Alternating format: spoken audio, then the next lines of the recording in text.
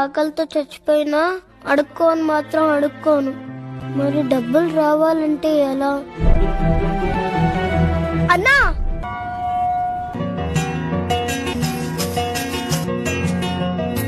పువ్వు ఎంతరా? 10 రూపాయలు. థ్యాంక్ యూ రా. అయ్యా చిన్నపిల్లడైనా అడుక్కోకుండా ఎంత కష్టపడుతున్నాడు చూడరా రేయ్. మన పని చేసుకోవచ్చు కదా. అక్క, అన్నం ఎంత? 30 రూపాయలు. పప్పు 20 రూపాయలు. 2 కల్పించండి అయితే. అయ్యా పక్కనే కూర్చొని అడుక్కోమని చెప్పాను కదా, ఎక్కడికి వెళ్ళావు? మనం అడుకోవద్దు నాన్న. అడుక్కుపోతే తిండెట్లా వస్తుంది అనుకున్నావు? పూలమ్మే నాన్న. ఇదిగో. కలిగిన బాధలన్నీ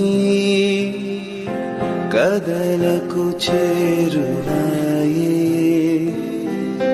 బ్రతుకుల ఆశలన్నీ ఇక్కడ నుంచి మనం బిచ్చం అడుక్కోవద్దు నాన్న. పూలు అమ్ముకుందాం.